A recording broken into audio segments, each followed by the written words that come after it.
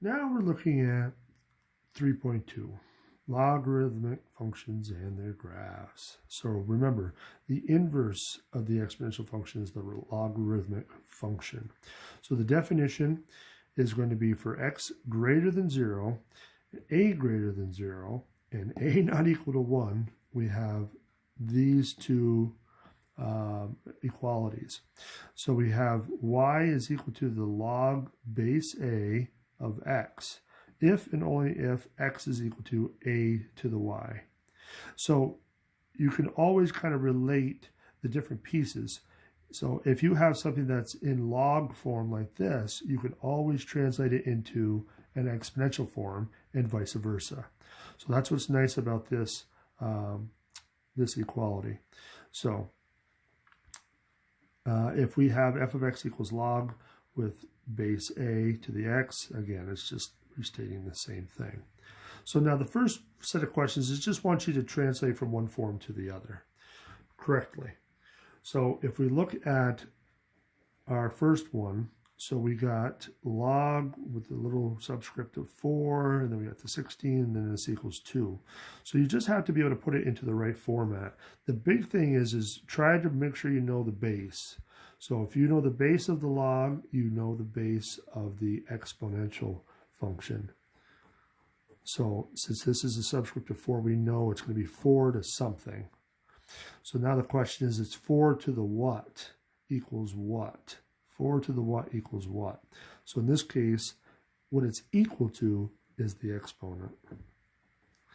And then the 16 that's on the inside next to the 4, that's what the exponential function is equal to. So that equates to 4 squared equals 16, which is a true statement, so we know we got it right. Similar problem, and now we have an exponential function, so we got to rewrite it in log form. So so we want something that looks like this. So we got to have y. What's our y going to be in this case?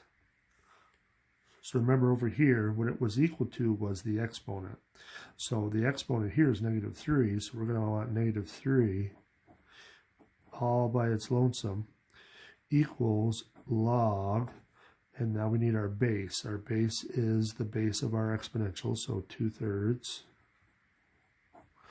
And then what it's equal to is right next to it in regular form, regular size. So that should be the log form. Now, of course, the -3 could be on the other side, but it doesn't matter. Okay, so the last one, our base is 7. Our exponent is -2. And what it's equal to is the 1/49. So that's also a true statement. So again, pretty quick to change from one form to another, but that's how you can double check some of the stuff. Okay, some properties of log, but again, these should be logical based on the exponential equivalence.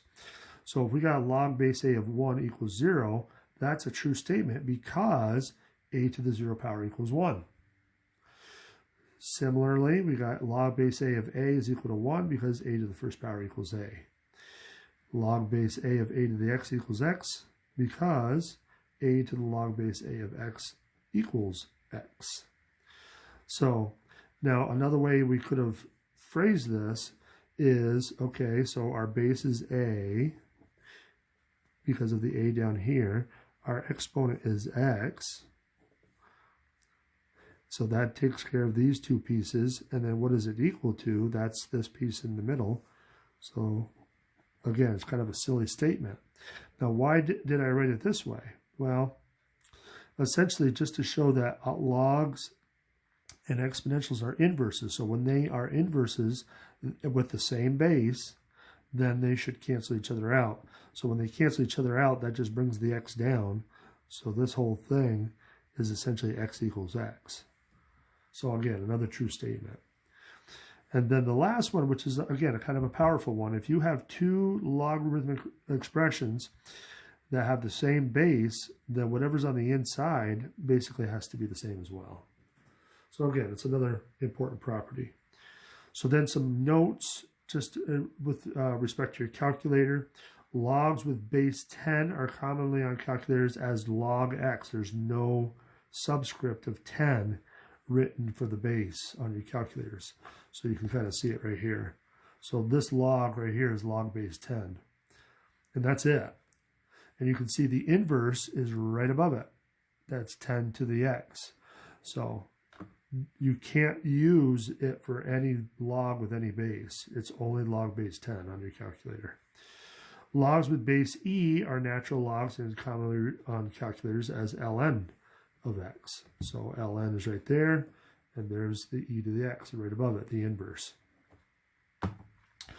Okay, so if we're trying to solve some logarithmic equations, then really, what's the best way to tackle it?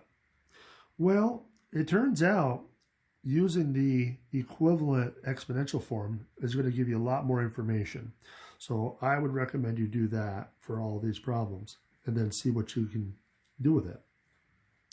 So in this case, our base is 5. So we're going to have 5 to the something. And remember, what it's equal to is the exponent. So 5 to the x is equal to 1 over 625. Well, how do we solve that? Remember from before that one-to-one property. If we have two things with the same base, then we can equate the exponents. So that's what we want to do here. We want to get this with the same base. So the first thing I would do is rewrite the bottom as a power of 5. So we got 5 to the what power gives you 625? Well, with a little finagling, we should be able to find that 5 to the 4th power is 625. But now because it's in the bottom, we don't want it there. We want this 5 power, this base of 5 up in the top. So that means we're going to have to make our exponent negative. So if we made it negative 4, that brings it back up. And so now this is quick to see that x equals negative 4. Okay, let's see what this one looks like if we rewrite. So now our base is x. So we got x to the what? Well, remember what it's equal to is the exponent, so negative 2 equals 64. Well, similar to what we did over here, I don't like negative exponents when I have an unknown base. So I'm going to make it into a positive exponent by dropping it down to the bottom. Now you're on the home stretch because you can just flip-flop the top and bottom on both sides. So you got x squared is equal to 1 over 64. So we just flip-flop that on both sides. That's okay. And so now if we take the square root, don't forget the plus or minus. We should get plus or minus 1/8. Now, what, do we accept both of those answers? Well, remember, x is a base. Do we allow negative bases? We don't. So we really should reject the negative. So it's just going to be x is equal to positive 1/8. Okay, the last one. So remember, this is the same as log base e. Remember, ln is log base e. So, but now the e is afterwards, so that's regular size e equals x.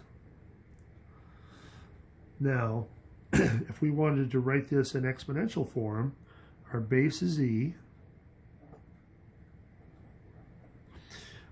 What it's equal to is our exponent, so e to the x equals e. And if we wanted to be nerdy, we could say e to the first.